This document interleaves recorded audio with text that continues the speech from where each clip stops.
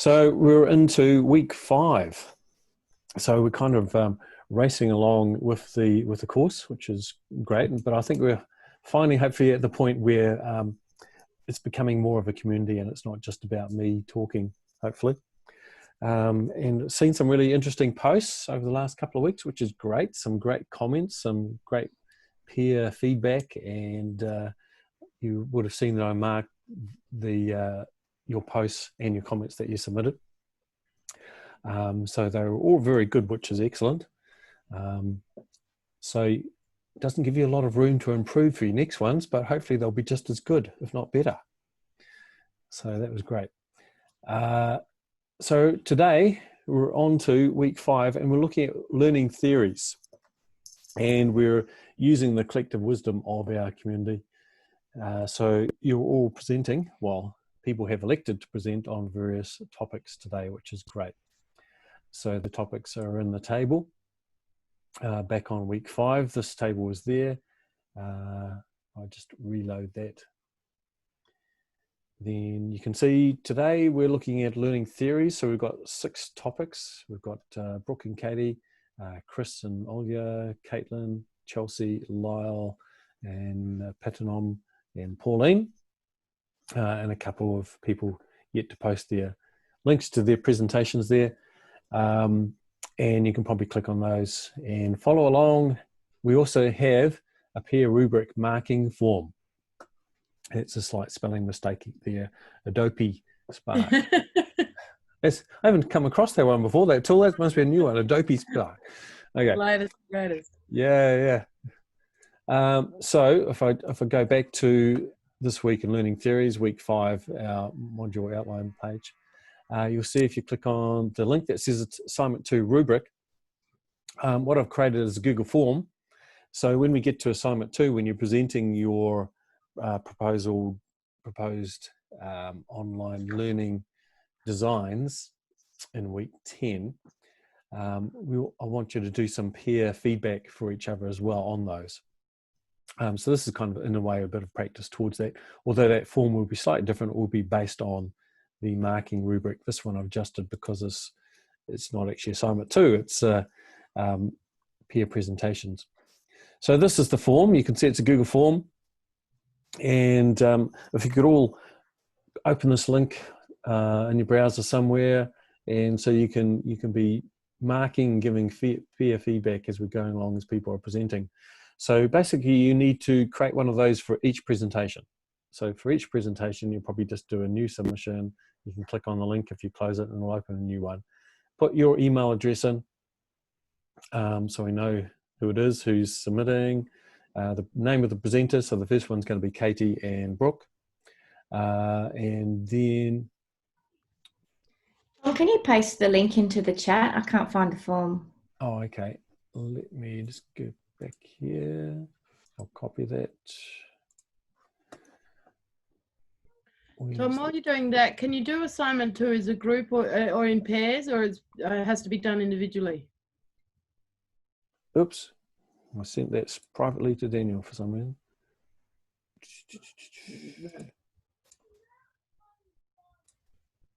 Oh, is it not coming with everyone?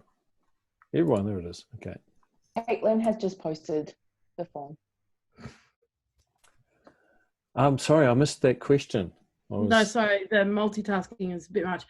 I was just wondering if you can do assignment 2 in a group, in pairs, or it's all individual? I was planning for that to be individual. Okay. Yep, no worries.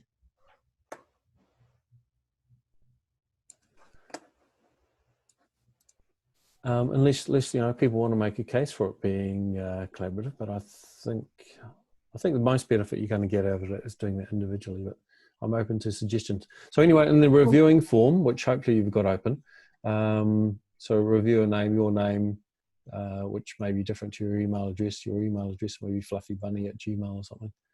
And then I've got, I think, 5 criteria. So it's just easy. You just tick whichever radio button you want, whether that's 1 for inadequate, 5 for excellent. So learning theory or framework, providing an understanding of the chosen learning theory or framework. So I've made this form so it covers this week and next week when we're looking at learning frameworks, design frameworks. Use of multimedia in the presentation, exploring the literature, and understanding about linking it to learners and the quality of the presentation. So I think that's kind of generic enough that it should cover what people have done, hopefully. So that's what we're doing. So we're into our first presentation. Let me just stop sharing and hand over to Katie and Brooke. Sorry, Tom, I don't seem to be finding the Google Docs. Okay, Google so form. okay, I'll go back into screen sharing just to point you to it. Yes, Maybe you need to reload the The link page. before Docs Forms, that's the one that you need to click, but the assignment link doesn't work. Doesn't it? Let me check again. So you go to modules, and if you go down to week 5, learning theories, click on that, and click on assignment 2 right. rubric. That should open. Oh, it's gone to It's that rubric. it's the previous link. It's the one that says, right, yes, that sorry. one. Yeah, peer Yes. review feedback form. Excellent, Thanks. thank you. Wow. Yeah. Obviously I was doing it too fast and clicked the wrong link. So that's what it should look like, it's Google form. Thanks. Cool. Okay, well, I'll stop sharing now. Over to Katie. Awesome. Actually, Brooke will start sharing. So this is going to be basically a motivation for why we should do assignment 2 in pairs. So we're going to be working on, we've done our thing on social constructivism, and to explain how it came about, we're going to give a brief journey into its evolution and the context in which it evolved. So typically, well, I don't know, in the 50s, I think I might get the dates wrong, but the first thing was behaviorism, which is where states that learning takes place via strengthening bonds between situations and actions. So the teacher will prompt responses of the learner through instruction by modelling and demonstrating reinforcement of closer approximations to the response they're modelling. And they're concerned with behaviour rather than the internal events like thinking and emotion. Brooke, do you mind just scrolling down a wee bit? Yeah, so you can see this one. Yeah. So behaviourism looks at, so the reinforcement is provided by the instructor. So they demonstrate or model some behaviour and then the learner responds to that. So it's all about the learner's behaviour rather than what's going on in their mind. And so then comes along the cognitive revolution, where you have a shift away from, oopsies. Oh, sorry. Where we have a shift away from behaviorism and observable behavior. So learning theory instead stressed the more complex cognitive processes such as thinking, problem solving, language, concept formation, and how people process information. So they looked at how meaning is derived from internal cognitive structures. So instead the model is you've got input to the environment and then the person undergoes some internal process, and then what changes is the behavior is an output of that internal cognitive process. And then we have social constructivism. So in social, the cognitive revolutions postulates a continuum with social constructivism at one end, where this perspective focuses on the interdependence of social and individual processes in the co-construction of knowledge. So it says that knowledge is produced by a group, and it places emphasis on the collaborative nature of learning. So the underlying assumption is that knowledge is constructed through the interaction with others. So cognitive development is influenced by the culture that the person is involved in through language, history, and social context. And then people work together to construct artifacts. So for example, for an online course, the shapes of the software tools will indicate certain things about how the course works. and the activities and texts produced by the group help shape how people within the group behave. So it advocates student-centered learning, and then the teacher becomes a facilitator rather than an instructor. So because it stresses interaction over observation, the students are engaged in activities that create relationships, and there might be an inquiry where it allows the student to experience their level of understanding, and then through their peers they seek assistance to go to the next level of understanding. So the group participation allows the students to generalize and transfer their knowledge, and it increases the students' ability to test ideas, to synthesize the ideas of others, and to build a deeper understanding of what they're learning. And it increases their motivation because it's peer-based, and their collaborative skills and their ability to problem solve. So seeing that it's all about peer-based learning and social interaction, it's a very good motivator for collaborative assignments. Tom? And then now Brooke can click. We've just got a little video. Hopefully I've said it so that you can hear. How do you You think can hear people this? learn? There are a large number of learning theories that try to explain how people learn. They include behaviorism, which believes that learning is a response to the environment, like conditioning, which is when you associate receiving rewards with a behavior, and thus continue to do that behavior. Another theory, cognitivism, believes that the brain is essentially a computer and that prior knowledge is the key to learning. So we use that prior knowledge to build on and make new ideas. Me, I'm a constructivist. Constructivists believe that the brain is a series of networks and that learning takes place when connections are made. So knowledge is constructed by experience and working with the environment. Essentially, a person develops their own unique knowledge while working together in a collaborative environment.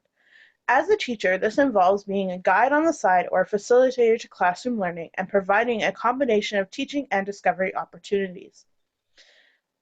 What are some constructivist technologies? First, let's look at collaborative sites. These are sites where students can work together over the internet to develop their own understanding. Collaborative learning is a key component of constructivism.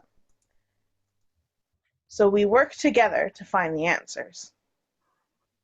Sites which provide for these opportunities are Prezi, Google Docs, and so many more. Essentially, anything that has a social component that allows multiple people to work on the same project together. Next are inquiry or discovery-based sites.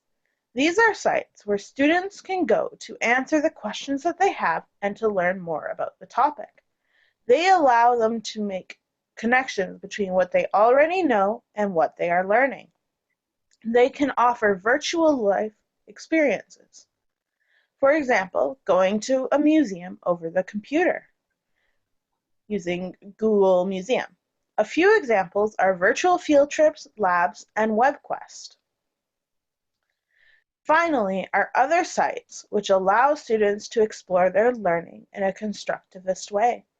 These include blogging sites where students can share their knowledge and learn from others, SimCity, and some other video games that allow students to create their own worlds and connect their knowledge from subjects like science and social studies together. There are so many opportunities to learn in a constructivist fashion out there.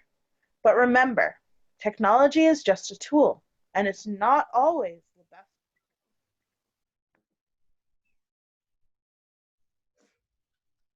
So now that Katie's gone through the theory, a little bit about social constructivism in practice. So we've put together some of the tools. So Katie said it's about learning together. It's about teachers or the lecturers being the facilitators and getting the students to form the links together and learn as a group as well. So some of the tools which we're using here during this class and were explored or told through the video as well. So things like discussion boards, different social media platforms can be used, having group-based workshops or tutorials, things online that allow students to work together in real time, even if they're not together face-to-face. So things like Google Docs, OneDrive, you can share things and you can work together on the same documents at the one time. Having polls and quizzes either in class to get immediate feedback and to start a discussion as well. Having formative assessments with peer review, so getting the continual feedback. Group assignments, but also within group assignments, allowing students to decide on particular aspects of the group assignments that they want to do. So they may be given a broad topic and then they have to hone in a particular thing that is of their interest to talk about. So rather than the group assignment being laid out completely for them, giving them a little bit of scope to be able to explore topics that they have or that sparks their interest. So we realized that this is only an 8-minute presentation, but we wanted to use some interactive stuff to start a discussion as well. So we're all in the middle of COVID at the moment and we're all working from home. So maybe some of you that have taught during the past semester, whether you did it or whether there might be a way that you would have done it, using one word, how did you or how would you develop community in your class during COVID-19? So if you have followed this, or if you clicked on the Adobe Spark presentation link, you'll be able to click the link to the response and it will take you to a poll everywhere. And there, each person will be able to put in one word, using one word, how did you or how would you develop community during COVID-19 in your class? And then there's also a link to see, as people put up their answers, we will see a word cloud. So using icebreakers, learning.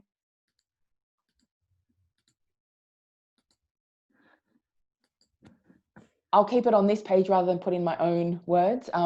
I did things like, using polls, having small breakout rooms, using Zoom, which then allowed the students to talk together during workshops.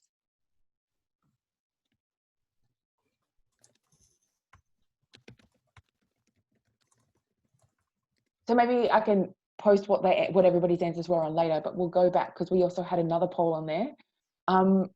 With what we have told you in these past few minutes, what do you think the main pros and cons of social constructivism are as a learning theory? So we've given you a very brief overview of what it is, and I guess we've read a lot more of the literature about it. And for anybody who is interested, there's a lot more references down on the page to learn more about it, but there is another poll everywhere that you can do to put in what you may think the pros and cons of social constructivism are.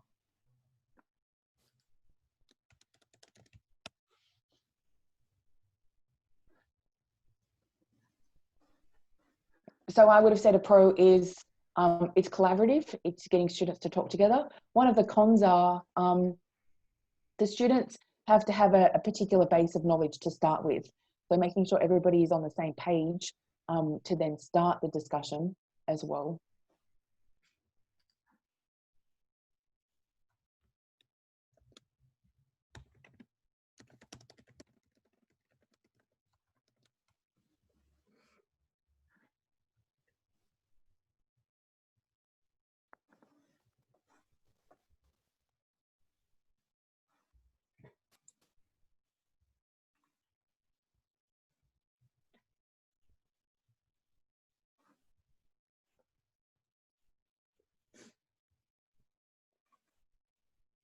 So if people keep on putting up answers, I can maybe also post the answers to this later on. So that was the presentation from Katie and myself on social constructivism as a learning theory. Thank you. That was great. Thank you. And I'll stop sharing. And thanks for providing those links so that people can actually have a look at it later. So what I've also suggested is that you could post your presentation, flip it into the Flipboard magazine. And I still have to learn how to use Flipboard, but yes, we can put it up there. And the other thing you could do is, if you're on Twitter, you could tweet the link, or someone could tweet the link for you. That may be an assignment for Lyle to actually do a tweet. Yep. Maybe it's, you know. It's coming up this week. So awesome. Thank you. That was a great overview. Are there any questions from anyone for Katie and Brooke before Katie has to head off?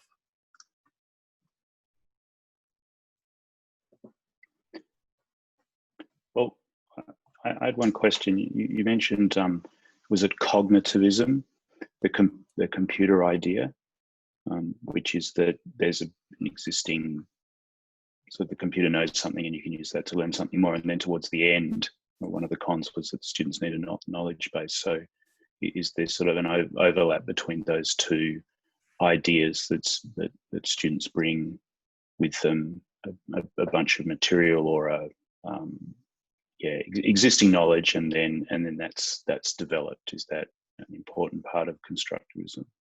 Yeah, I found good that question. what isn't discussed so much in these theories, well, just probably because of my limited reading, is how they get that base level of knowledge. So I think there is an instructor component, or, you know, whether it be like if you flip your classroom a 5-minute video, or you know, different ways to build that base level before you start the collaborative learning.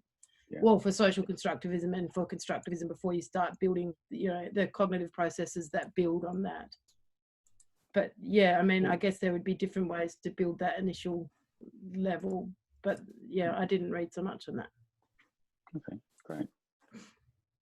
Yeah, so that's a key part of social constructivism, is that you're building on prior knowledge. Yeah.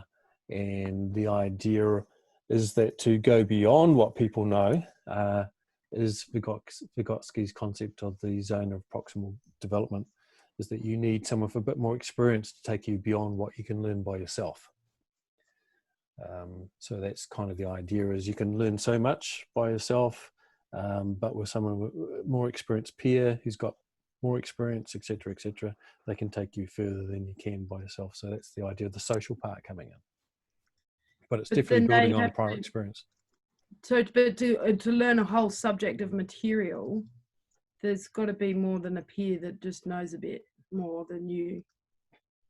Oh, yeah. So, yeah, you need obviously scaffolding, and the more experienced peer could either just be a peer, or it could be the teacher taking on that role. Yeah.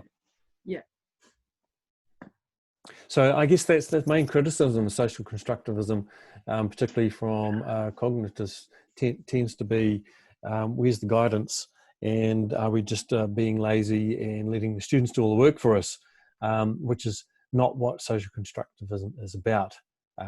It's a different workload for the teacher. The teacher's more about designing the learning environment to facilitate, and being there to scaffold, etc. And so I guess that's where it starts bridging into this idea of the community of inquiry. So it's certainly not an excuse for lecturers to not do anything. But also, does it take more time for the peers to find out what the differential learning between them than for an instructor? Because I've thought of using it and then thought, I just don't have enough time. I've got so much content.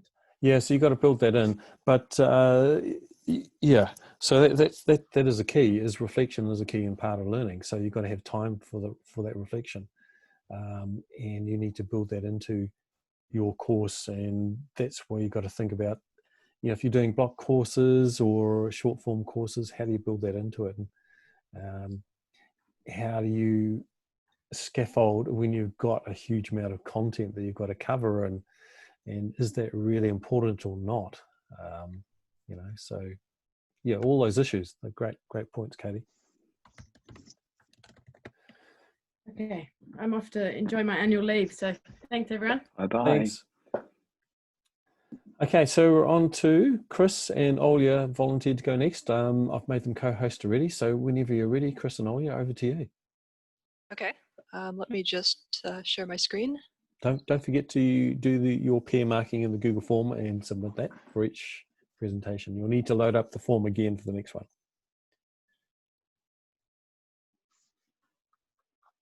Okay, hopefully that's sharing. Yes, it is. Great. So I'm Chris Inger, and I'll be presenting with Olia, and we're talking about connectivism. So this is another learning framework, and in a lot of ways, this is also a response to behaviorism or cognitivism. So again, it's trying to look at learning not just within an individual, but in the broader context where that individual is situated. So connectivism investigates how connected technologies like the internet are contributing to learning in the digital age. Some of the main foundations of connectivism come from the way the internet is changing our lives. So a main motivation is the idea that these days people are lifelong learners. The world is moving increasingly fast, and we always have to be keeping up with the changes. And the new technologies that we're engaging with are constantly changing the way that we think and learn. So connectivism is really interested in looking at those changes and understanding how we can incorporate those into teaching. And the other really key idea from connectivism is that both individuals and broader organizations are learning systems. So this is what sort of resonated with me as a computer scientist. Connectivism basically says that not only are people learners, but a university could be a learner, or the internet itself could be a learner.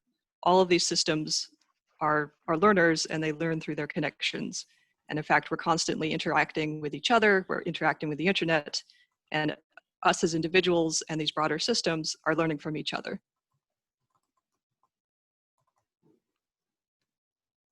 So another big idea is that the knowledge you have is not just the knowledge that's inside your brain, it's the knowledge that you have through all of these connections with other people, other organizations, other things in the world. So when you're learning, it's not just about putting more information inside the individual, it's about building these connections and improving these connections that you find the information. So you don't necessarily need to learn things yourself if you can just look them up in your phone or look them up on the internet. And part of what we should be teaching people is how to be better searchers or foragers or finders of information. In many ways, these skills, because they are lifelong skills, are actually more important and more valuable than memorizing facts. So just to go into a little more detail about what this theory posits in terms of how we're changing, how the world is changing around us. There's a few ideas of ways that the internet seems to have changed human learning. So one thing is that the internet really promotes nonlinear learning. So rather than just sequentially going through a book, when you're browsing on the internet, you're clicking on links, you're going in different directions. It's a really nonlinear kind of choose your own direction experience. And this may actually be causing cognitive changes in people. We also see a lot of something called cognitive offloading, which means that because you've got your phone handy and you've got the internet handy all the time, there's less pressure to memorize facts and more of a tendency to just remember where things are rather than memorizing them yourself. So a lot of skills that we used to have to do ourselves or have to memorize, we now can do on the phone. And the other big thing is that technology is really pushing people to stay current, constantly learning, constantly changing. The other direction, since both people and organizations are learning systems, it's interesting to think about what human interaction with the internet is teaching the internet. So it's not a one-way street that the internet is changing our cognition. The more we interact with the internet and interact with each other on the internet, the more that system is changing as well. So when you're working on the internet, it learns your preferences, it gives you different preference filters, personalization filters. So the things that you see on the internet are actually affected by your browsing history. There's some slightly malicious aspects of this as well. So internet designers, web designers have learned how to make websites more interesting and attractive to people. They survive by getting clicks and getting people to look on ads.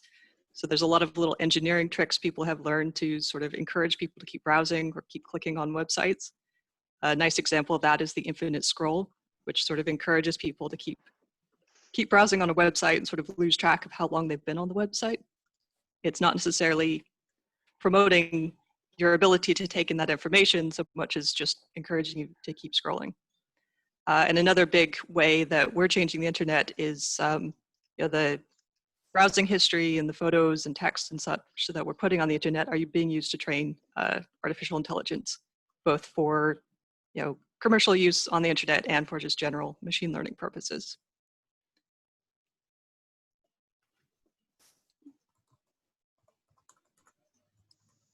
So I'm the next presenter, Olya. Chris has touched on what connectivism is about on the kind of the theoretical parts and how it can be deployed in different environments.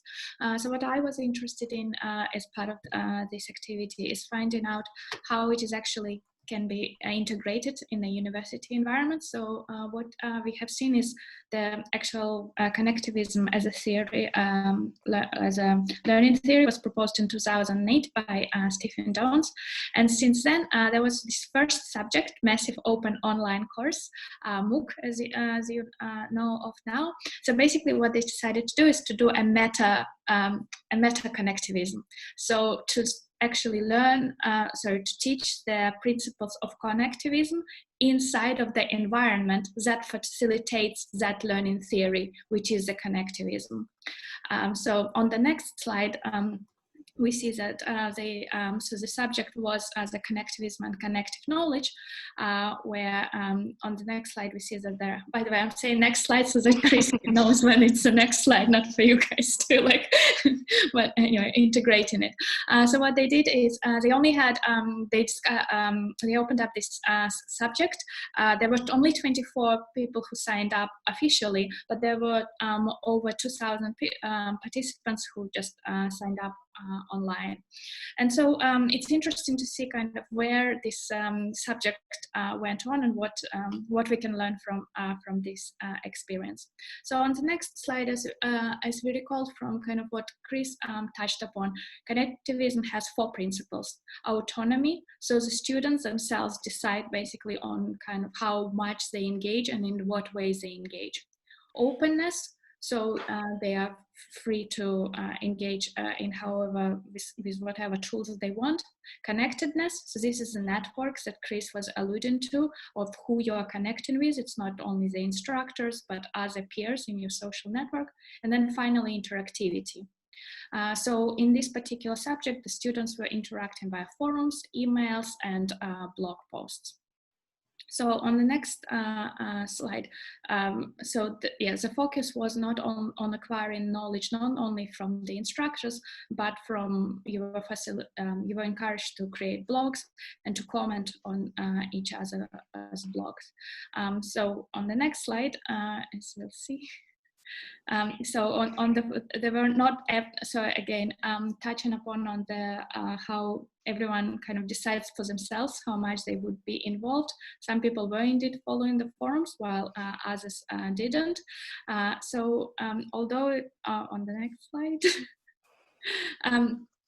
though it did create kind of people started going into some groups while others were preferred to work by themselves. There were also kind of difficulties that this structure has posed, is that it really depends on what type of a learner you are. So it says that the diversity, so it's supposed to be for not by diversity, I don't only mean cultural diversity or your background, but also kind of whatever the different diverse learning capabilities.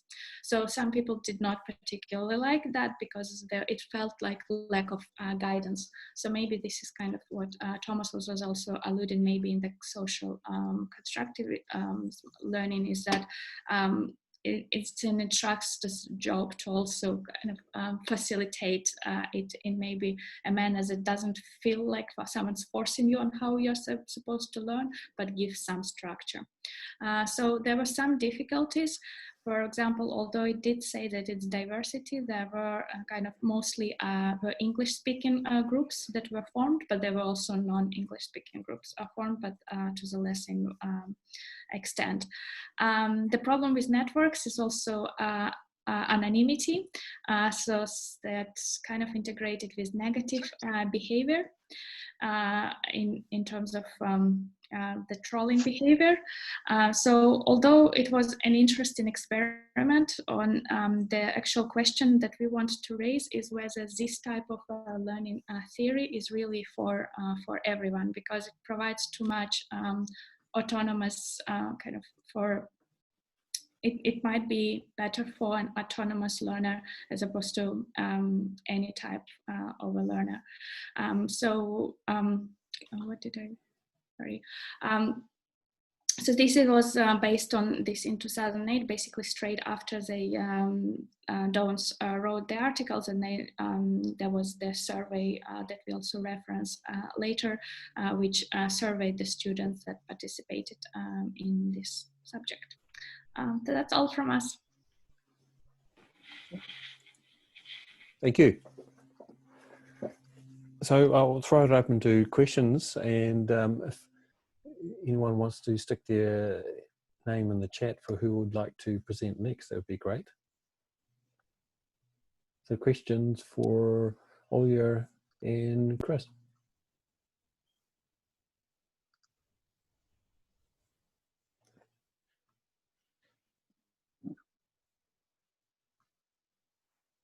There's been a fair bit of discussion going on in the chat, actually. So I have a not really a question, but the thing that I've been seeing on a lot of these learning theories is that they do require a lot of from the student to be autonomous and self-regulated, to be up for the challenge of learning.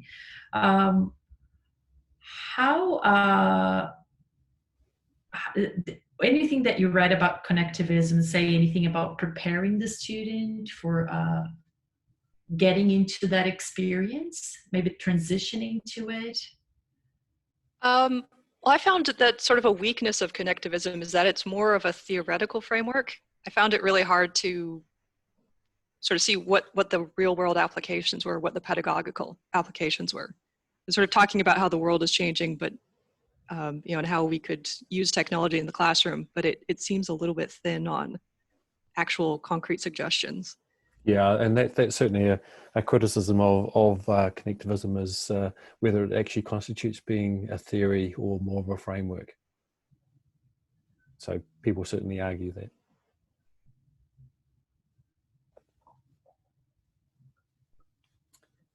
So I did post in the chat, which might be interesting for people if you haven't had a look.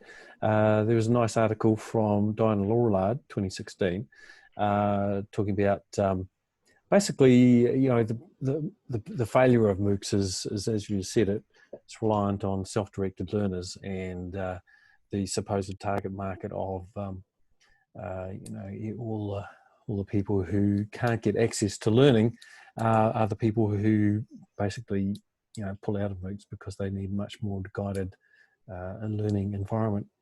But Lorelei makes this interesting observation that perhaps the place that MOOCs are really, really suited towards to the highly self-directed learners would be professional development for teachers, because they do tend to be highly self-motivated learners. They have a lot of learning experience. They tend to have multiple degrees.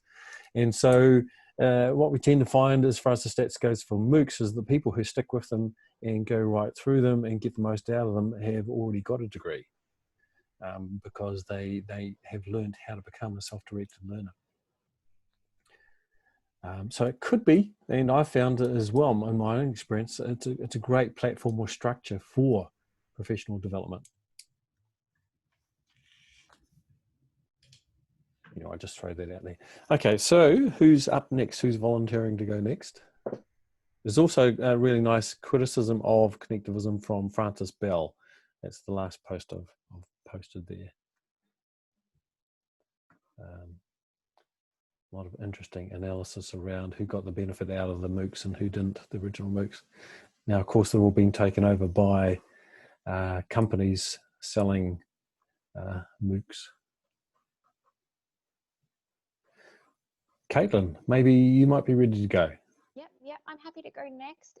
Would it be possible am I able to open up breakout rooms, or would you be able to open up breakout rooms? I've just made you co-host, so you should be able to do breakout rooms. It hasn't come up on my thing. Okay, I'll make you full host. How about that? Oh, well, I have to, oh, yep, there we go. There's my breakout room options. Awesome. Okay, so I will share my slides with you, and my actual presentation is available here on the Google Docs. You won't need it to follow along. It's not as exciting as the Adobe Sparks, but you will need it a little bit later. Okay, thank you. All right, sharing my slides. you.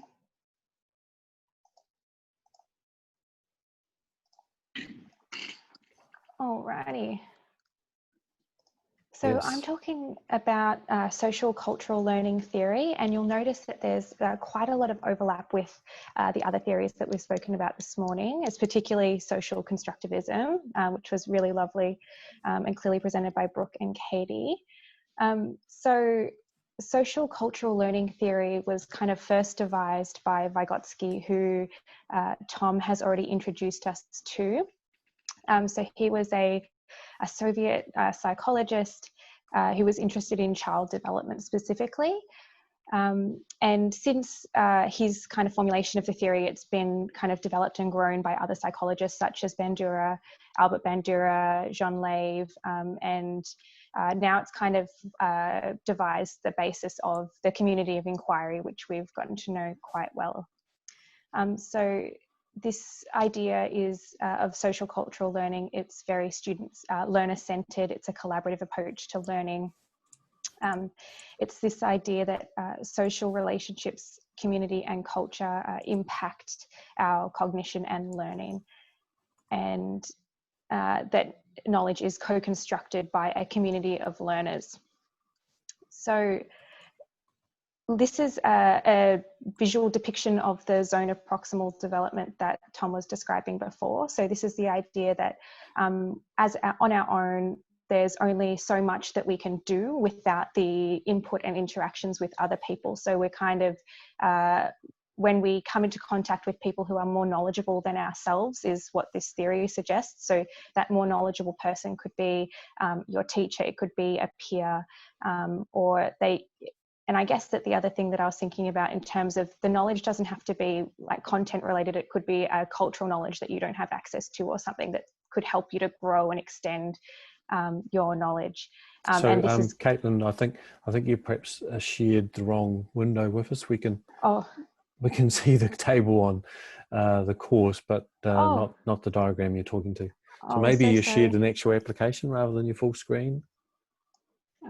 Screen.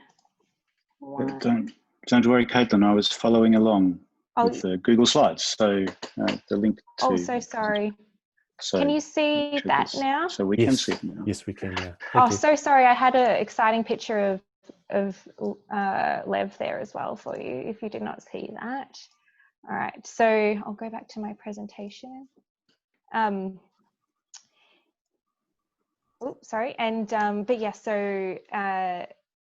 Yeah, and I guess that like when I was reading up on the theory, the way that I kind of wrapped my head around it was that the idea was that for you that before learning occurs, you have to have that social interaction.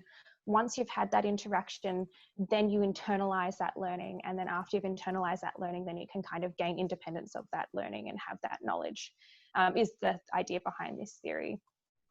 So I just wanted to briefly touch on culture, which is obviously an important aspect of this theory. And I actually tried to get a definition of culture that was unrelated to Wikipedia.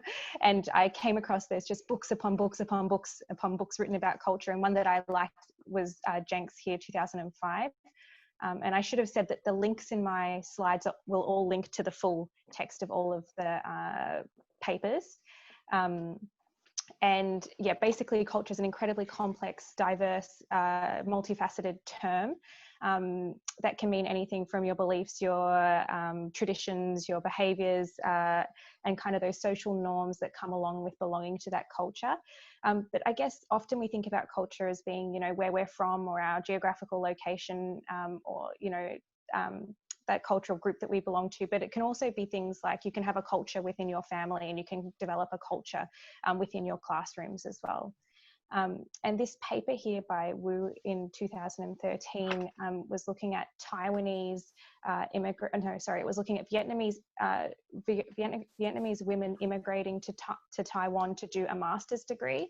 And it's a qualitative piece of research that kind of describes their experiences and the challenges that they came across studying in a different culture to the one that they grew up in and were a part of. And if you want to kind of see some of the things that kind of come up there, that's a really interesting paper to have a look at what that experiences are like and what those challenges can be, how those challenges arise. So this is just a comparison of looking at a traditional classroom versus having that community of learning or creating that collaborative learning environment. And you could even think about this as a community of inquiry, perhaps. So in terms of the role of the student, they go from being a passive, teacher-centered participant in the learning to being an active participant, to being the center of the learning, to being responsible for their own learning. And the role of the teacher goes from being that didactic authority to being someone who is perhaps a part of the learning experience or a part of the classroom rather than necessarily the leader of the classroom, or still the leader of the classroom, but not the authority. And their idea is to motivate, facilitate student learning and encourage it and kind of provide that scaffolding. And so it can take away, in terms of the content, it becomes less about the facts, it becomes more about the learning process by those collaborative activities. And in terms of the environment, we think more about, we move away from the idea that knowledge is transferred to knowledge becoming created. So that can be a nice way to kind of reflect on your own learning environment that you've created for your students and what that looks like. So this is just an interesting piece of research that was from 2014 by the Melbourne Centre of Higher Education. It was a study where they questioned 1,347 first-year students, and they just asked them the question, I feel part of a group of students committed to learning. And they found that 55% of the students agreed that yes, they did, but almost half, or 45%, kind of said they sometimes felt like that or they never felt like that. So I think that there's still definitely more that we can do to give our students that opportunity for that collaborative learning and to be a part of a community that is dedicated to learning.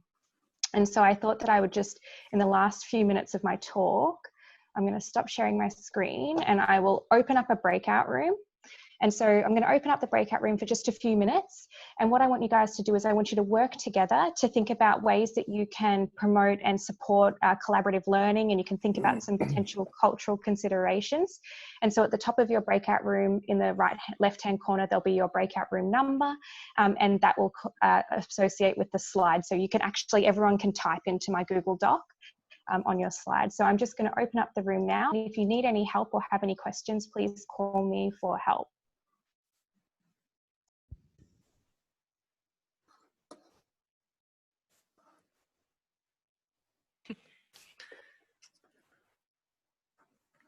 Okay. Thoughts?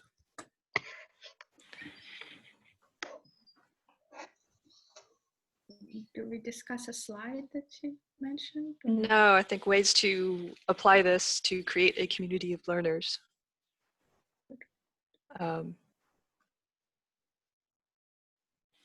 I don't know, sorry? I'm puzzled. All of this theory, we've seen three today, right? And they all talk about peer-to-peer kind of learning from each other. So I'm having a hard time understanding like the exact distinction. It seems interaction and collaboration is a big part of all the learning theories. I think sociocultural puts a greater emphasis on the individual's cultural background. Yeah. As versus just interaction in general, which I guess is something we should consider. Yeah, so the three presentations we've had so far, there's a lot of overlap between them. There'll be significant differences in Lyle's one talking about behaviorism.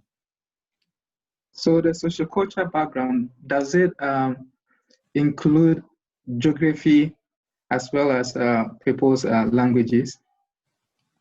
I think it's everything, gender, country. Okay. Yeah, so I guess it looks at the importance of culture embedded into learning and the design of learning. So looking at things that, that perhaps the predominant culture involved in the teaching process may take for granted or not think about. So certainly when you've got different cultural groups, there can be different expectations and different ways of learning that you just don't think about. So one of the examples I had a few years ago was we had a lot of German students as sort of exchange students, And you know, instead of perhaps clapping or saying great at the end of a presentation, they'd all, you know, fist bump the table. And, you know, the first time that happened was like, what the heck is going on? You know, it was like a riot, but that was kind of like their way of showing appreciation, which was, you know, completely out of my experience, but interesting. Yeah.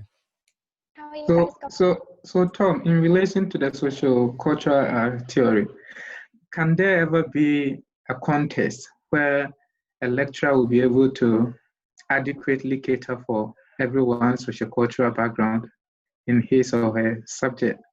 And Well, I think if that's not, how do we strike a balance to make sure you are not unduly disrespecting or overlooking someone else's cultural background in your teaching? You know, I guess that's where you get the students involved in the process, and they share their experience and their thoughts and feedback. So it's not just about one person at the front. Doesn't that put a lot of pressure on like a minority if you're the only person from your culture?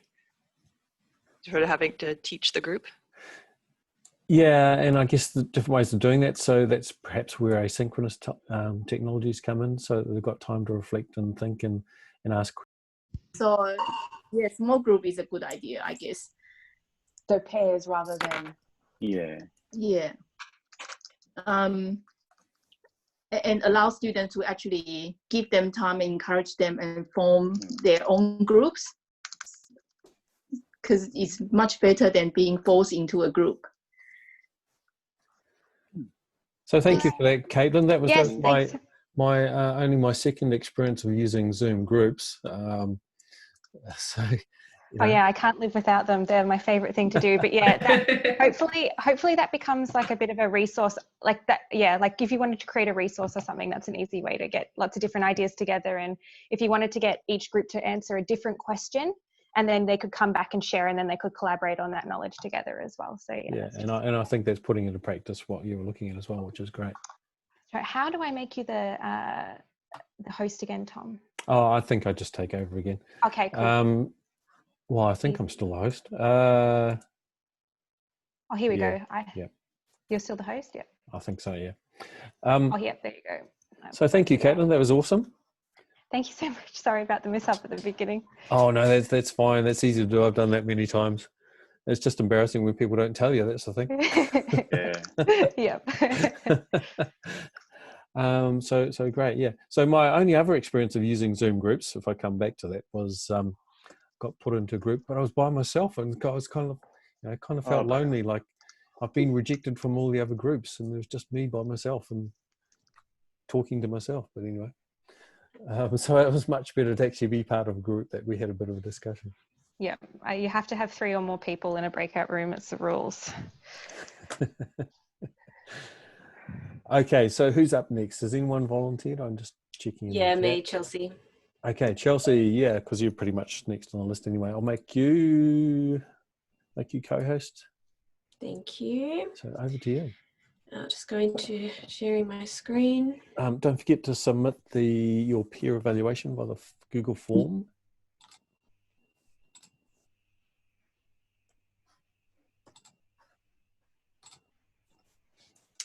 Okay.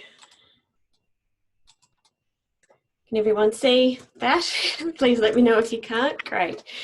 Okay, so I'm going to be talking about cognitive load theory, and it slots in nicely with what everyone else has already been talking about. So when we're looking at cognitive load theory, we're really talking about the amount of information that a learner is able to take in at any one time, and how we find that hitting that sweet spot, that balance, to make sure that learning is maximised. And I'm sure that for all of you in your own learning journeys, you can recall experiences where you've been in a class or been part of a program where you felt overloaded by information. Either the teacher's going too quickly, or the complexity of the information is too high for you. So the learning gap becomes larger and larger. So the cognitive load theory was developed in the 1980s by an educational psychologist, John Sweller, who's based in New South Wales. Now, the cognitive load theory really builds upon the information processing model, which is how the brain process and retains information. So all of us every day are bombarded with a significant amount of information, sensory information. If you even think about this morning, everything that you've encountered or done in your day, the people that you've passed or interacted with, the food you've prepared, we're bombarded with sensory information. But that information only works its way through to our long-term memory if we are attending to it. And information will stay in our working memory, that initial scratch pad, for only about 10 to 15 seconds. And we need to attend to that information and interact with it in order for it to move through to our long-term memory. And some of the ways that we build our capacity of our working memory is through different strategies. You're probably not even aware that you do them, but things like chunking of information, where we categorize information into groups to make it easier to remember. And a great example of that is when we're, say, at the supermarket and we're creating our shopping list and we categorize our dairy items or our fruit and veg to help us better understand you know, what we need to remember whilst we're there in the supermarket. So as I said, the amount of information we're able to hold at one time is limited. In general, we're able to hold 7 pieces of information, plus or minus 2.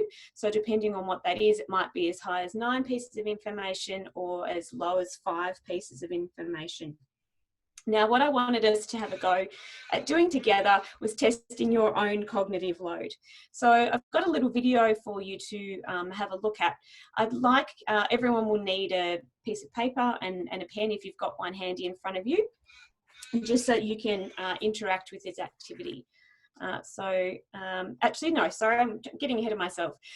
Firstly, before that, there's 3 types of cognitive load that will impact on what we're able to remember. Now, the first of those is intrinsic cognitive load. So that's essentially what we're requiring the learner to remember. Okay, so how complex is the information that we're wanting to convey to our students? The second part of that is extrinsic.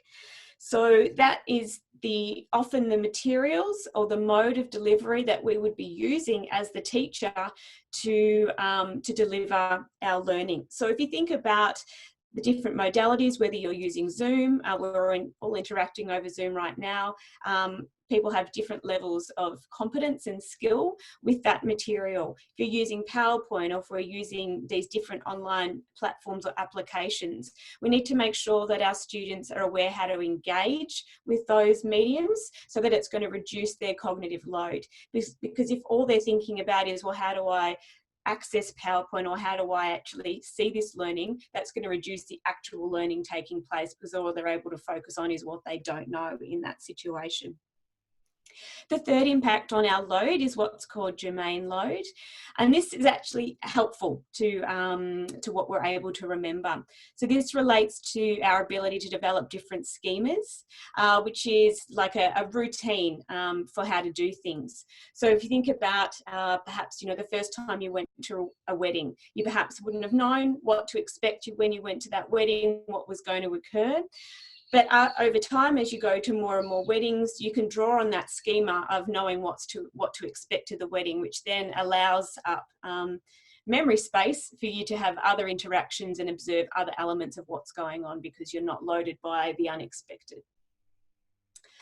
Okay, so here's my video that I want to play for you. So if everyone's got a piece of paper in front of them, it's only a short activity, so I'll let you listen.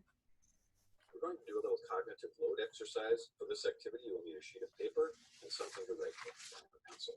Please pause the video while you get these supplies. When you're ready, hit play. All right, I'm going to show you a slide, the next slide, for about 3 seconds. I would like you to memorize the letters as well as you can, and then I'm going to ask you to write them down. So here we go.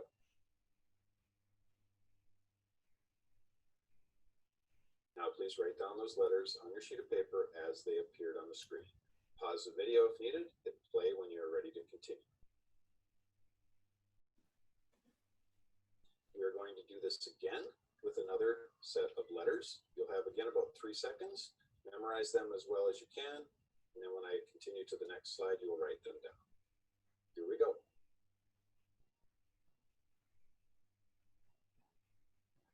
Write the letters down as you saw them. Press pause if needed, and then press play to continue when you're ready. So looking at how you did on these activities, you'll notice that the letters in each list are actually the same. But which of those tasks was easier and why? You probably found that the second one was easier, and that's because it was chunked. So you can see that WHO, instead of being separated between H and O, is chunked into the word WHO, or World Health Organization, if you thought of that as an abbreviation. The other ones were chunked into abbreviations as well. So the first one really had 12 chunks of information. Each letter was on its own, sort of. The second one was chunked into meaningful pieces. The brain can remember usually between 3 and 7 chunks of information. We sometimes call these schemas or collections of knowledge. And because the first one had so many, it was more difficult to remember. So this principle is something referred to as cognitive load. How much load of information can we cognitively handle? So in this module that is upcoming, we will ask ourselves, how can we reduce cognitive load to increase learning? Okay, great. So I'm interested in hearing how people went. So if you go to the top of your screen, I think next to where it says the screen's being shared, there's an arrow saying view options where you can select annotate. And if you just select annotate and pick either the stamp tool and choose an object there. If you just want to stamp on the timeline, how many letters you were able to remember first time around, and just pop that somewhere in the grid. So for me, I think my first one was around 5. Great. And then the second time around, how did people go? So remembering to count the individual letters, not necessarily the chunks.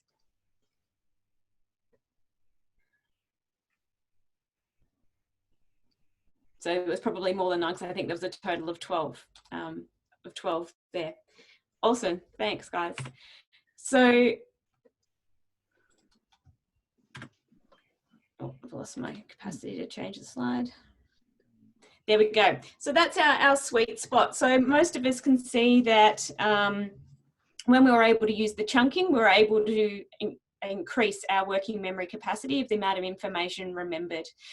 So our brain chunks that information together to make it more meaningful to us, which increases our capacity to remember.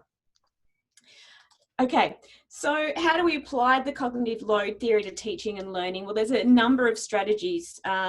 So in terms of pedagogy, the cognitive load theory offers us a lot that we can take away. The first of those is looking at tailoring our lessons to the student's existing level of skill. Now, there's a number of ways that we can do that. In terms of getting a baseline understanding of student knowledge, and certainly, you know, through this course, you know, Tom has shared Survey Monkeys with us, where we've had the chance to interact and determine it, you know, our level of comfort with different platforms. But we can do the same, doing, you know, pre-quizzes with our students to understand where they're sitting, and then use things like Bloom's taxonomy to target the right level within our curriculum. Another way of applying the theory is using what we call worked examples. Now, I know for me personally, having done other subjects within the GCUT, using worked examples or providing exemplars of tasks in what we're expecting from the students is another way to reduce their cognitive load. So the students then aren't focusing their time on how they need to be presenting the information. They can free up that cognitive load to do the problem solving or the higher level analysis work. Okay, as we then move through with our students and their capacity increases, I liken this to us needing to remove the training wheels.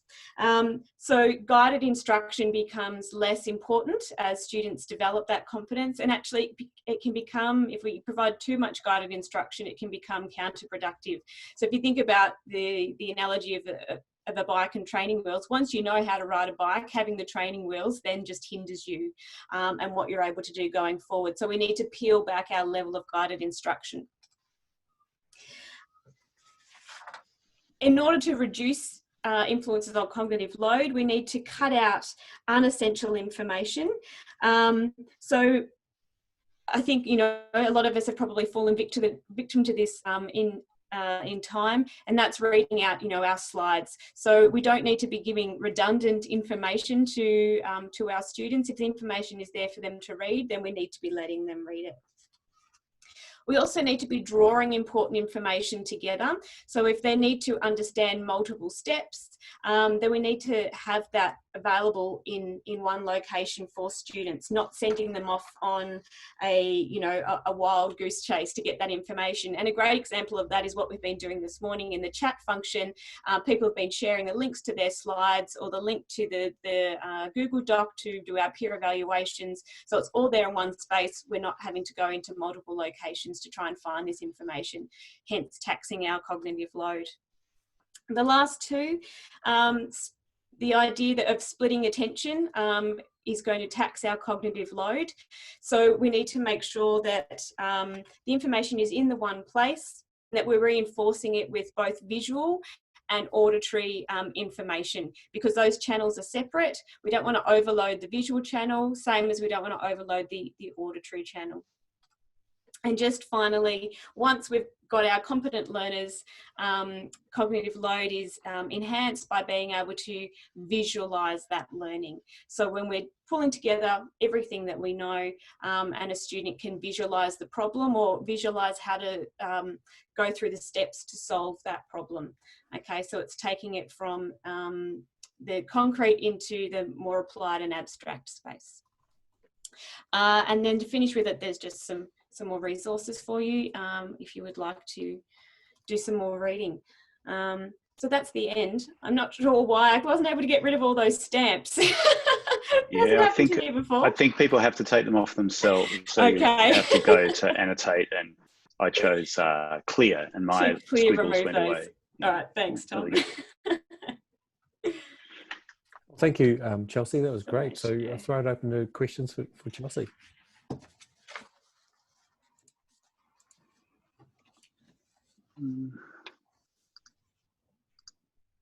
Well, I was impressed that we can hold 7 bits of information, Chelsea, and you had 7 strategies. Thanks, Lyle. Tom, why are you humming about the filling in the blanks? Yeah, it just doesn't excite me as a strategy. But I think the boy got it wrong, Chelsea. I think you should check, because I thought he was trying to add 10 and 20 and got 16. So it doesn't even work. No wonder it doesn't excite you, Tom. But I did like your little example, Chelsea. I thought that really sort of rubbed it in, around chunking, and I think I got 5 on the first attempt, and I got all 12 on the second attempt. But it just makes it obvious that chunking information is a way to go, and I think particularly with online, we need to do a lot of that as well with hyperlinking, etc. Actually, Chelsea, when the string of letters came up and the 12 bits of information, I didn't realise it was 12 letters. I thought he was talking that you had to know that there were some that had 2, some that had 3, some that had 1. So there was this sort of extra level of information, the length of the string, and then what was in it. Whereas if they're all 3, you recognise them as well. But it was interesting. Yeah, well, it made recognisable words, didn't it, the second time? Yeah, that too. But maybe if they were just three lots of 4 letters, 4 lots of 3 letters, you probably still would have done better if they were all the same length, even if they weren't words or abbreviations. In the pattern. Agreed. Yeah, it's like when you call out the 16 numbers of a credit card, you do them in 4 brackets and you use sort of inflection and accent through 4, whereas when the computer reads them out, it just, flat lines all 16. And I think that's a great example of chunking. Like that's how we sort of remember phone numbers and things. Yeah, like that. exactly. Our phone numbers. Yeah. Yeah. I'm wondering if we have time. Does anyone know, or have you encountered anything, Chelsea, about longer periods of time about cognitive load? So we're talking about what I can hold in the air right now and then to the next second, but I'm thinking about sessions. So for example, if I'm going to study, how long does it go for? Like is there some kind of research on the sustained? I don't have a link to an exact study, but the last time I did some reading on this, I think it was about 20 minutes. Our capacity to engage with that new material before we lost attention and needed to be refocused. Right. That's a good point, Anyone Paula. else no different? Yeah, because a lot of research done around short-term and long-term memory, and certainly it's a good argument for what are you trying to achieve with exams, because people cram, they chuck it into your brain for short-term memory for the exam, and then 6 months later you've forgotten everything. So what was the value of that? If it doesn't seep down into long-term memory, it's not particularly useful. No, doesn't become part of your schema. Yeah. Okay, well, we better move on. So we set pretty high standard, Lyle. I hope you're up to the challenge. I'm going to throw you in next because you're on the table there. Sure. Let me make you co-host. Yes, I'll have to get myself set up. That's all right. It gives us a slight breather. Yeah, so I did put a link. I'm going to use an Adobe Spark presentation. I did put a link to that in the chat. I think I'm ready to go. So I'll get the presentation going here first, and then I'll try and share it with you. Cool. I'll just repaste your link in the chat for people. Okay. Sharing now. Can you see it, folks? Yes, I can see a jigsaw puzzle. It's thumbs up. Goodo. But yeah, so behaviorism as a theory of learning is one of the older theories, as Katie and Brooke said at the start, and one might think that you've drawn the short straw when you get behaviorism, because people like to get stuck into it.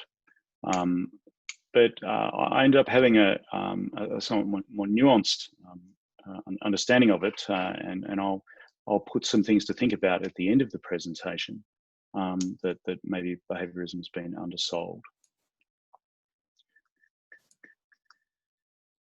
So behaviorism is a psychological theory of response to stimulus, and it's primarily aims at understanding the behavior of humans and animals, centered around the behavior is you're always responding to one or more stimuli.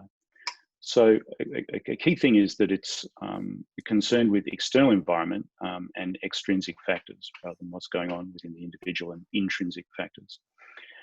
It's been around for a long time, so emerged in the early 1900s as a reaction to existing theories of psychology that had difficulty making predictions that could be tested experimentally.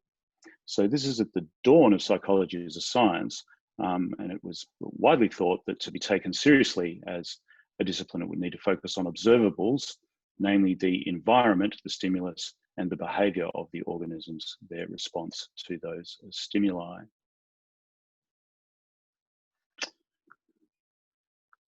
There's a couple of charming looking fellows. If you can just see the caption down the bottom there. The fellow on the left is Edward Thorndike, and John Watson on the right there. Thorndike was one of the first people in the 19th century proposing with his law of effect, which was later taken up by Skinner, who I'll talk about shortly. And John Watson was the first great experimental or methodological behaviourist. And they both sought to understand behaviour entirely by measuring observable behaviours and corresponding events. And they sort of merged that with experimental psychology. And as I said, in the early days of behaviorism, there was a lot of support for the idea that all behavior is caused by external stimuli. Here's the dog and the bell. So down the bottom, a tiny little caption, you can see Pavlov with an exclamation mark. So this is an illustration of Pavlov's dog. And what is interesting is that Ivan Pavlov, who was a Russian psychologist, was actually studying the digestion of dogs. He was actually a physiologist. He won a Nobel Prize for sort of medicine physiology.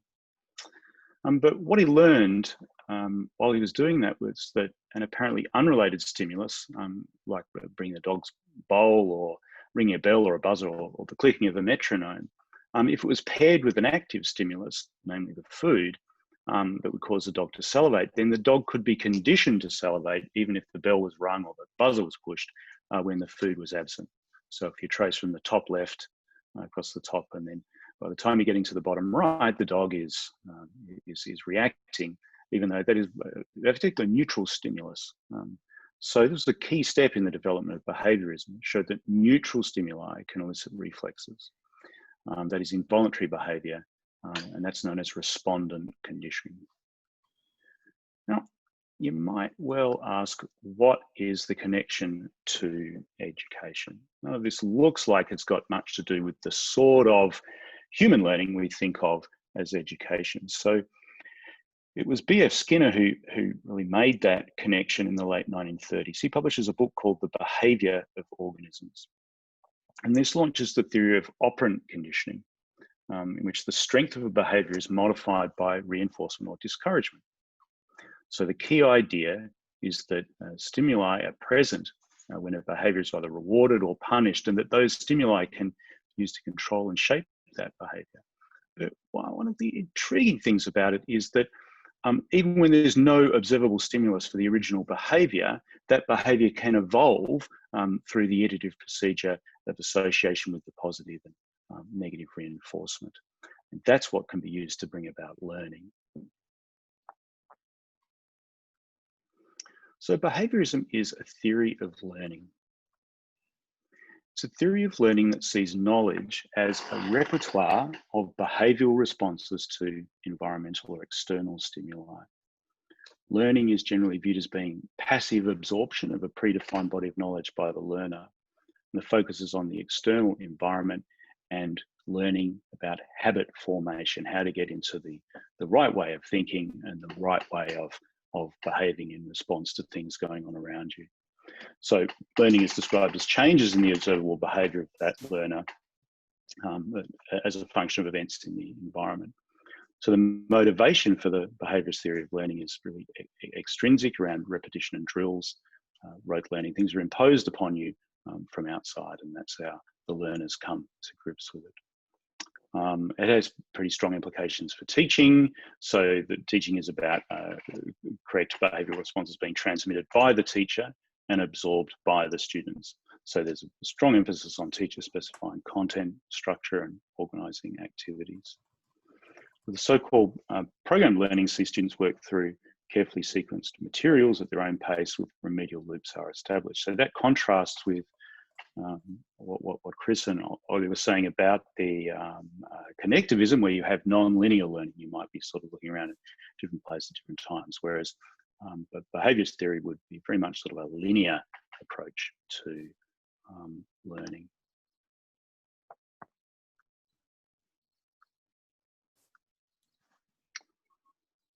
So the criticisms of the behaviourist approach to learning is that it tends to see the mind as a blank slate, or the Latin term tabula rasa, and the associated authoritarian teacher-centered view of learning. So the teacher is seen as the owner of knowledge, the expert, or the keeper of knowledge, someone who is in a position to make decisions about what should and shouldn't be taught. And the students are passive recipients of it. So the risk is that the students develop only surface level understanding of the content and don't gain higher order thinking skills. A major criticism of the behaviourist approach is that the learner's mental processes were disregarded. They're seen as too subjective, too hidden for observation, measurement or verification. And so students end up being treated like objects in a laboratory experiment. And it's no accident that much of the early work in behaviorism was done by the group of scientists I mentioned earlier, and an army of other people who were very much interested in animal behaviour as well as human behaviour. Learning is really a process, not a product or a single experience at a point in time, and involves changes in knowledge, belief, attitudes, and behaviour too. It shouldn't be thought of as something done to students, but rather something that students participate in themselves and grow their own knowledge in a constructivist sense, or through with their peers and seniors in social constructivism. But I did get to thinking that I think the research and behaviorism has been overinterpreted, and this theory of learning has received something of a bum rap. Now, Tom mentioned in one of his posts earlier, both Lev Vygotsky and Dewey. So John Dewey was an American education reformer, and he railed against this sort of teaching that prioritised facts over understanding. But it's very early. There's a lot of people making criticisms of these sort of ways of learning, even around the turn of the century, well before behaviorism is sort of codified into a theory. John Dewey argued that education and learning are social and interactive processes, a la Vygotsky and the social constructivism. He also observed that in the history of American schooling, education's purpose was to train students for work by providing the student with a limited set of skills and information to do a particular job. I might ask, nothing has changed. There's still lots to talk about being job ready. But I think the reason behaviorism got a bit of a bad rap is because it tended to become associated with a sort of pejorative view of education, which was that people needed to learn how to read instruction manuals so they could operate machines and things like that, rather than becoming independent actors or learning to take on new tasks. And I was a bit surprised to also hear that Skinner later on, that book, The Behaviour of Organisms, was his first book. Later on, he suggested that covert behaviour, including thinking and cognition and feelings and emotion, these private unobservable events, could be subject to the same conditioning as observable behaviour, and that became the basis for his philosophy called radical behaviourism. So maybe what I'm trying to get people to think about on this last slide here is that traditional behaviourism has probably been unfairly criticised, but it's been extended to potentially quite useful theories the second half of the 20th century, which probably have a fair bit to offer. I think I just have a couple of references. There's the reference to Skinner's book, and I also found this essay by Martin Stewart quite useful, which is one of the education textbooks. Okey-doke, that's all I had to say. Thank you, Lyle. Another excellent presentation. You, Tom. So one thing I would suggest for everyone is that you all come up obviously with quite a few references from the literature. It'd be great if you could share those in our Mendeley shared library as well. So just a reminder about that. I think most people are now part of our Mendeley group. So questions for Lyle?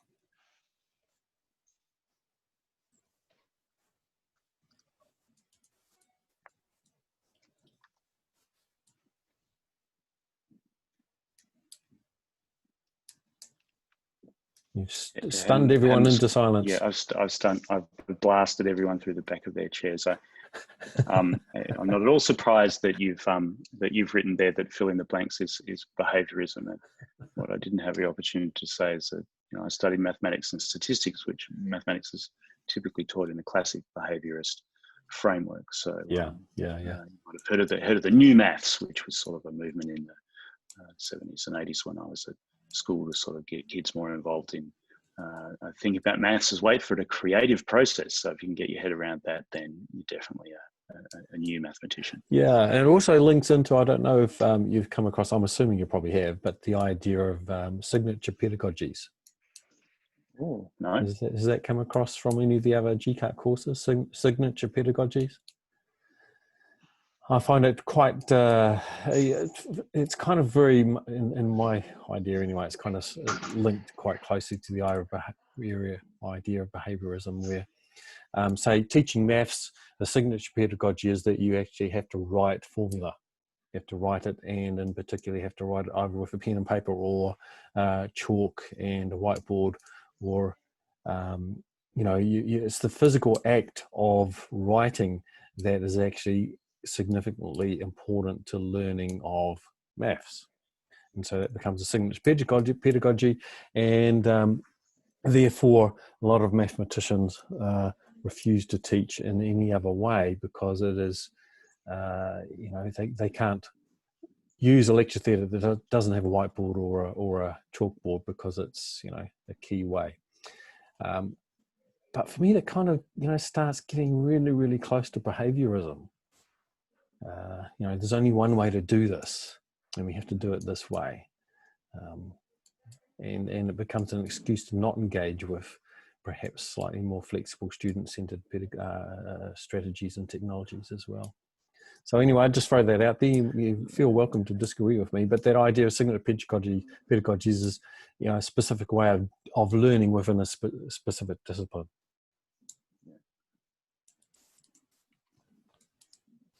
Okay, once again, I think I've stunned everyone into silence. So let's move on to our last presentation, because we are rapidly running out of time. But thank you, Lyle. And I think, who's our last presenter? Don't forget to fill your forms out and submit them. Our last presenter for today is a group again, Patanon and Pauline. So I'll make you both co-hosts, and we can throw it over to you. Okay. Hello, everyone.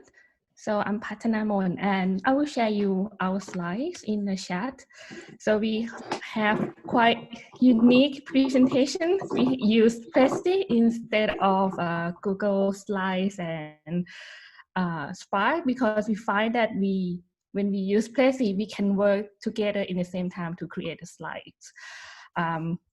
And so let me share my screen.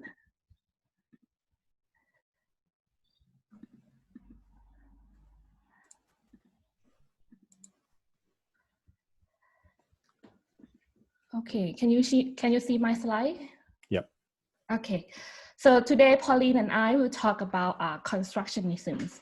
So Katie and Brooke gave very good and clear ideas about social constructivism, and it's actually very similar to these theories. And so I want to highlight the difference first. Both theories have the same goal. They want to have the student create something, create the artifacts. But for the constructionism, we focus on the mind, what they are thinking, what the individuals thinking, and how do they create the artifacts. On the other hand, the social constructivism, they focus on how people interact and how people work together to create the artifacts. And Pauline will give us more about the concept about the constructionism. Okay. Yeah, Pauline. So we'll start with what is constructionism. Just assuming that I believe that people have come to know these concepts through the first presentation quite a lot. There's quite an overlap, but let's just start from beginning. So we go to the origin of this learning theory. So basically, constructionism is extended originally from constructivism. So I'll just try and read it slowly so that I can differentiate the pronunciation. So constructivism is originally developed by Piaget. So it's and then the constructionism is Peppard.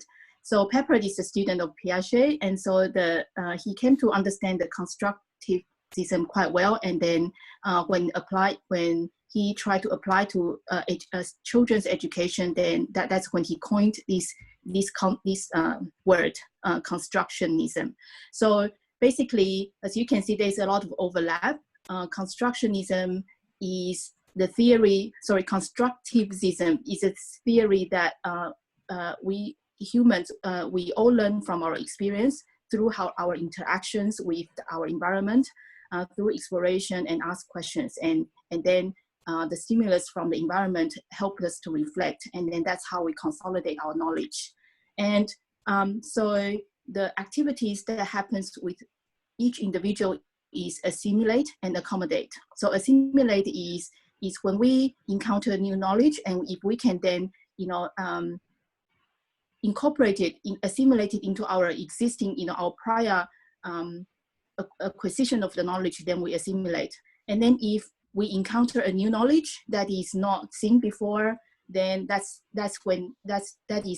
we trigger the process of starting to accommodate. So we modify our internal models of the knowledge.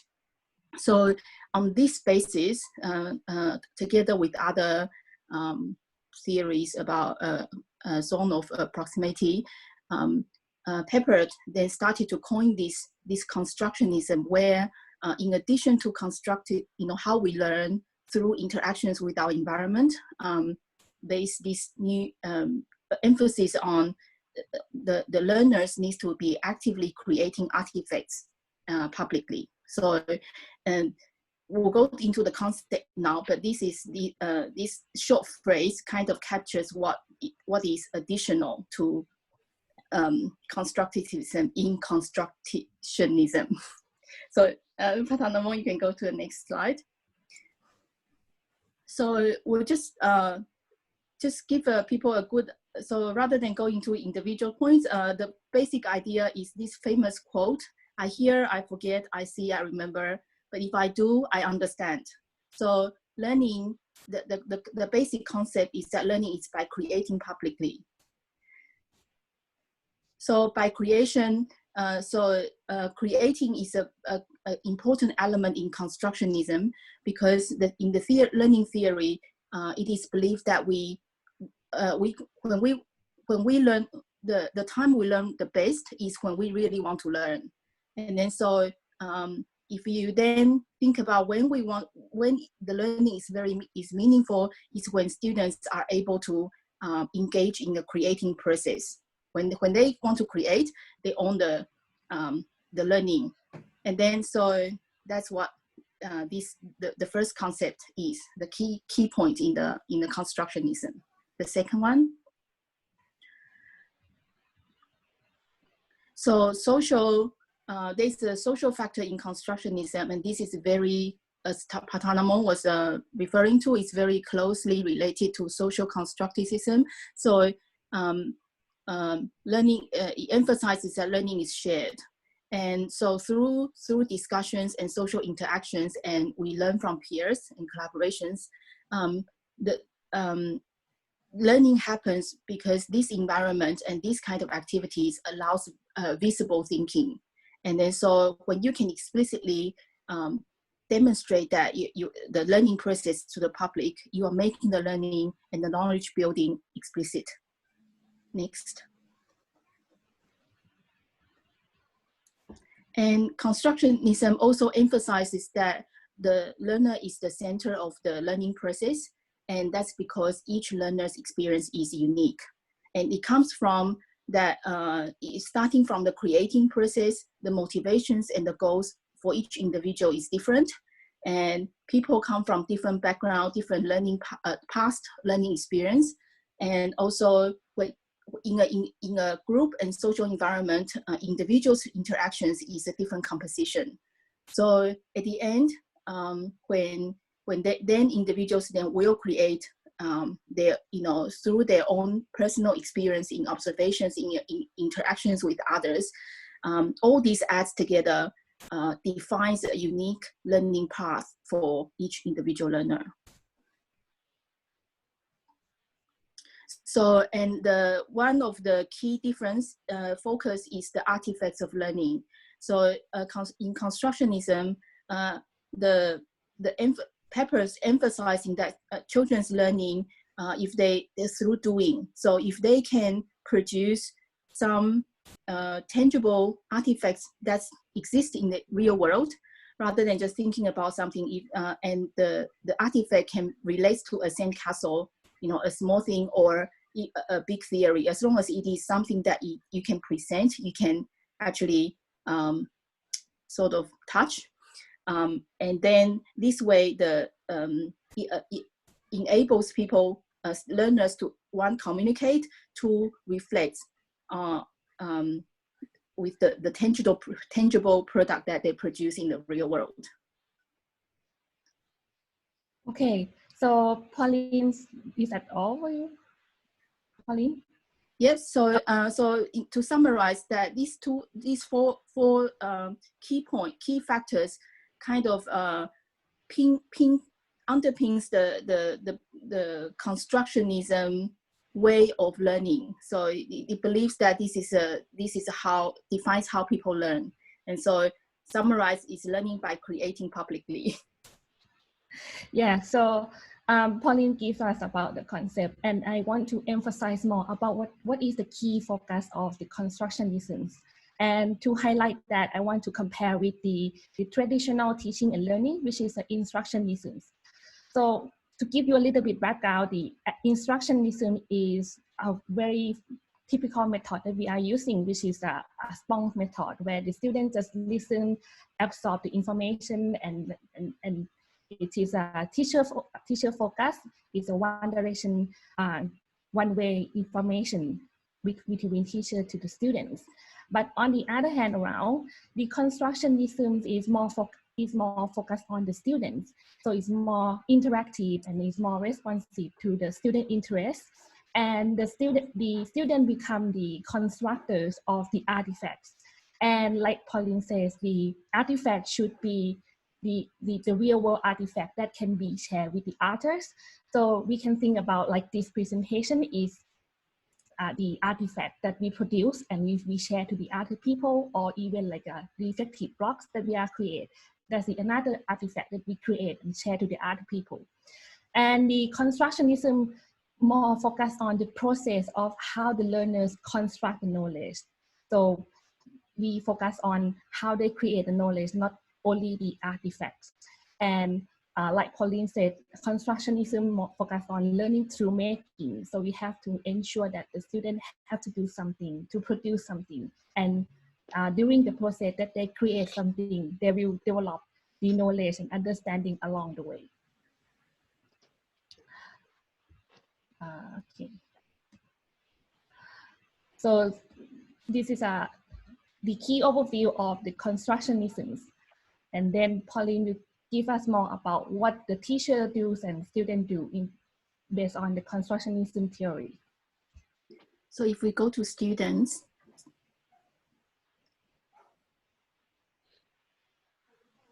Patanamo, so what do the teachers and students do? So Patanamo has illustrated the difference between the constructionism and the traditional instructionism. So just to reiterate, students are not just the listeners and observers like the sort of behaviorism and other kind of learning. So the key focus for students in the constructionism theory is that they are the center of the learning. So they define their own learning path.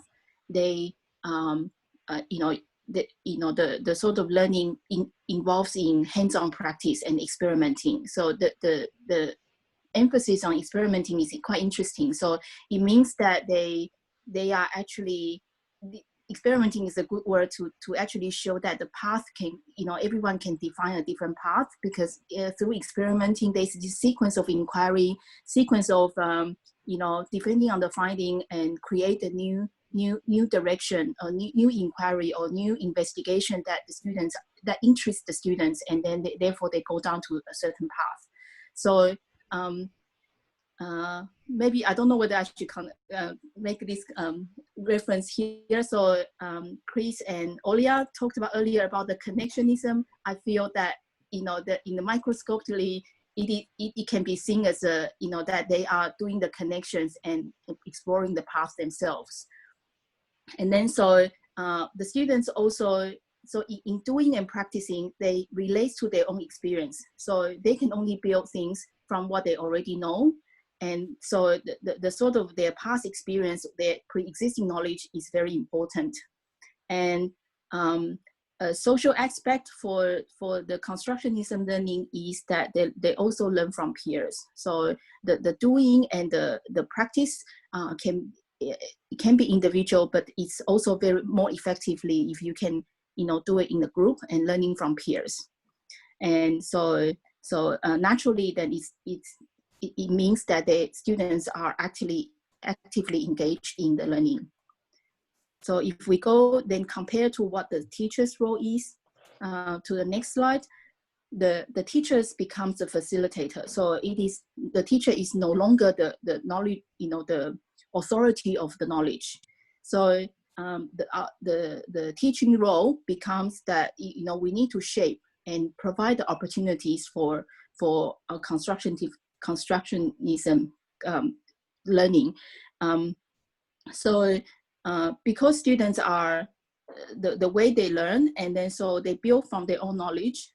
This is what we've summarized what the student's role, the teacher's role is, rather than being a facilitator would mean that we need to give guidance to students, we need to provide opportunities, and more importantly, that in designing this kind of course, we as a teacher, the scaffolding and identify the knowledge gap and supporting the missing core elements of the learning becomes important to make this constructionism kind of learning possible. Okay, so that summarizes what the teacher's learning is. Teacher's role is in this learning. Okay, so what about learning activities? What about if we want to use the constructionism theory for our unit? What kind of the learning activity that we should have? So this is a key 5 characteristic of the learning activity for the constructionisms. So we need to ensure that first of all, the students should be able to elicit the prior knowledge when they do the activities. So they should be able to apply the prior knowledge to solve the problem. And in the same time, we should introduce some new challenges so the student can be able to solve the new problem using their prior knowledge or getting a new knowledge to solve that problem. And the learning activity should allow the student to evaluate the new information and help them to extend their existing knowledge. And the learning activity also should allow the student reflect what they have learned by demonstration or the presentation. So we know that what do they learn during the doing the activities. And lastly, the learning activity should emphasize the social aspect. Like Pauline said that constructionism is more focused on individuals creating something, but they will learn best when they learn from peers and learn with the other people. So if the learning activity emphasize on the social aspect, it's gonna enhance their learning more. And the 4 bubbles on the right-hand side is the example of design framework that we can use along with the constructionisms. So we can, like for example, we can ask the student to create or construct, design the artifacts. For example, the architecture, we can ask them to do an architecture, or like for the software engineering, we can ask the student to build the software. So this is a part of the artifacts. Or we can use the puzzle-based learning so that they can develop the process how to solve the problem. So this is more about creating the process how to solve the problem or creating the solution. And we also can use the role play. So the student can create the solution or based on the situation, based on the given situations, or they can do a role play to show us how they learned. And lastly is about the inquiry base. So the student can, we can ask the student to some questions, or they can raise their own questions, and then they seek the answer by themselves. So during the process of finding the answer, they are developing the knowledge and developing the understanding. So this is a part of creating the knowledge, creating the understanding within their mind.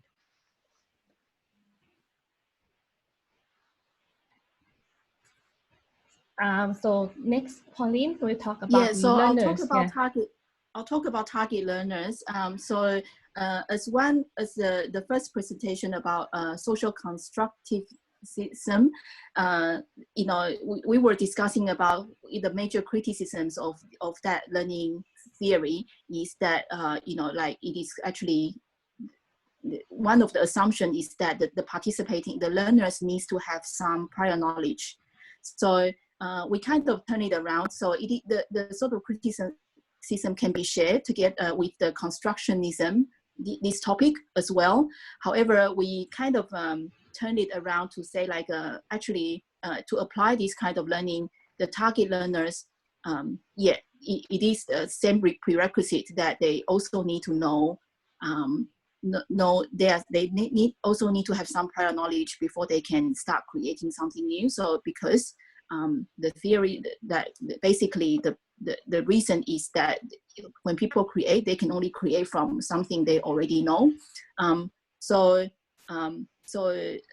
I mean, so there's a certain extent to which they can create from something, you know, they need to have some basis from which they can create. So in designing this constructionism, constructivist learning activity is that we need to know what our target learner already know. And so it is thinking into the sort of university environment, having, you know, when we run a subject, there's this prerequisite to actually help us identify who is suitable, so that it's easier to design the learning activities and design a subject running. So the target learner under the constructionism is the thing that we for designing a class, the target learner we need to identify them as what the target learners already know. So the key question when we design such an activity is to work on, you know, understand the student's background, understanding where their knowledge levels are likely to be, and then ask the question what the target learners know. So next slide. So as an example, for the undergrad CS students, we kind of identifies their basic profiles, their age. They, you know, in computer science, they would have some basic programming skills, and they are expert users, and all these things. Then trying to link that into the learning objectives. And for example, for computer science subject, it might be for data science, it is ability to create an end-to-end data pipeline. For software engineering, it is to be able to design a software model. So having these two, you know, kind of defines what the target learner already know. And then so it is kind of like you know, the course design or the subject design is kind of fit into the gap in between. So, oh, sorry. Yeah, no problem. So what I'm just trying to say, maybe you'll link to the EOR better later, but having these understanding of what the target learner's background and assumed knowledge level, it is important to enable this kind of learning. Yeah, okay. So our last topic is the ecology of resources. So the question is, what kind of tools that should we use to support the constructivist learning activities? And so we pick up some of the examples of the tools, but it's not limited to the other tools. So as we emphasize that the student have to have some prior knowledge before they can solve the problem or they can create something. So we need to ensure that we have tools to support their prerequisite knowledge. So we can think about the wiki or the Mendeley, that we can share the knowledge together, and then to ensure that everyone have the same understanding or have the same level of prerequisite knowledge before they can produce the artifact. And we also should use the tools that for supporting the collaborative work or the collaborations. So because the student will learn the best when they learn from the peers, and this is an example tool that this is more like a general tools, which is like a Prezi that we can do a collaborative presentation. We can do a Google presentation, Google Docs. So this is the platform that students can work together and to produce the artifacts. And like we emphasize, the students should create something that they can share to the others. So it's not like the assignment that it kept for themselves. They have to share that artifact to the other people. So we should have the tools for support for the e-portfolio of the artifacts. You can think about the YouTube that the students talk about or do some presentations. Or for the computer science, we have a GitHub, which is a social coding platform where they can share their code and their software. Or we can think about the workplace that we write the blog or show the product or the artifact that the student made and make it at the portfolio to share what they have done. And lastly, again, so the student will learn the best from the peers. So the tools, we should have a tools to support the social interaction as well. So we can use the discussion board for Q&A, or we can have a Zoom meeting so that the teacher can supervise and monitor the student can communicate, or we can have a peer review through the Google form like we did for this presentation. So this is some example, but the key point is we should have the tools for supporting the knowledge. We should have the tool for support the collaborations. We should have the tools for e-portfolio, and we should have the tool for the social interaction. So the final remarks of our presentation is that the student will learn the best when they do something or they create something. And we have to ensure that the activity should generate some excitement or interest. So then the student will engage more with that activity, and then they feel like they want to do and they want to create something. And constructionism focus on the student centers and collaborative learning. So we should ensure that the student view is the key focus. And pre-existing knowledge is the essential. So they will learn best and they will do best when they have sufficient pre-existing knowledge. So when we want to use the constructionism, we should ensure that they have the baseline level of the pre-existing knowledge. So I guess that the one thing is that although this quote says I understand, there's this important concept, reminder that so simply making things is not the same as constructionism. It is the learning theory focus on the process of making the thing. So it has to be in the process of making things or creating things to produce the final artifact. The learning is interactive, and it is creation. So that means that the students would owns the creativity. So contrasting to making things, we could potentially, just an extreme example, give a very defined specification and then say do the following to produce something at the end. So just a contrast there, that's the creativity, or we can frame it as a flexibility has to be there to allow students the freedom to actually design the so that the final thing is a unique creation of their own, not identical to every other students. Yeah. Awesome. Oh, I think we have to wind it up there because we're running quite late, but that was a great presentation, and we need to throw it open to some questions. So thank you very much. That was awesome. Thank you.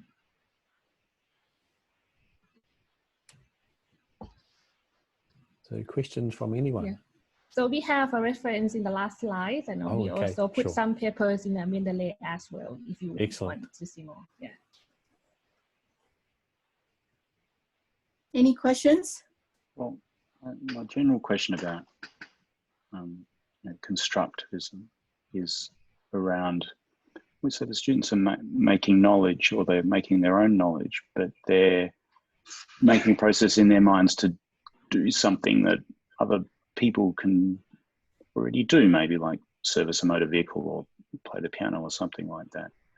And so I sometimes am not sure whether it's about creating new knowledge that nobody else has seen, which I don't think is the case, but more about constructing or organizing the knowledge in their heads. And that makes more sense to me, but there's a lot of talk, and not only in the presentation today, but when we're reading papers and looking online about creativity and making things and that sort of stuff. Can you make things yourself that other people have made before? Yes, I guess from the students, say if I picture myself as a student, I may be, reinventing some wheels, but nonetheless, for me, it is a creation. So from the learner's perspective, there's something they've never done before. It's not in their knowledge base. So it could be identical to others, but the difference is whether this identical thing is copied from others or through their own internal process of creation. So I would argue that the constructionism is saying that if you've gone through this creation process, then you internalize the learning through explicit learning, explicit internalization. That is an effective learning. So the reality is by exploring different parts, it's very hard to come up with an identical thing. So all the creation is actually a copy, right? So from some elements here and there, there are very, very few true creations of new things. Okay, thank you. Yeah, great question. Nice answer. I mean, there's huge overlap, obviously, between most of these learning theories that people have outlined today, and I probably see constructionism as a bit of in some ways, a cut-down version of constructivism, but it has a different emphasis, different focus, and perhaps the social side is de-emphasized in comparison to social constructivism. Can I just say something? I don't think it's de-emphasized. It's probably we didn't say a lot there because it's already being said in the social constructivism. But from our reading, it is kind of an extension to so both are an extension, I guess, to the base constructivism theory with different focus. So I agree with that comment, but not the cut down version of the social constructivism. Sure. Okay, well, let's wind it up there, and thank you. It was really enjoyable and great overviews of those learning theories. So set a high standard for next week when we're having presentations and interaction around design frameworks. So no pressure, Paula, etc. Looking forward to next week. So once again, don't forget to submit your Google form peer evaluation, and I'll pull those all together and send them off to people so they've got some peer feedback. So thank you. Have a great week. Thanks, Tom. Plenty to do. Thanks, everyone. Next time. Thank you. Yep. Bye-bye. See ya. Bye.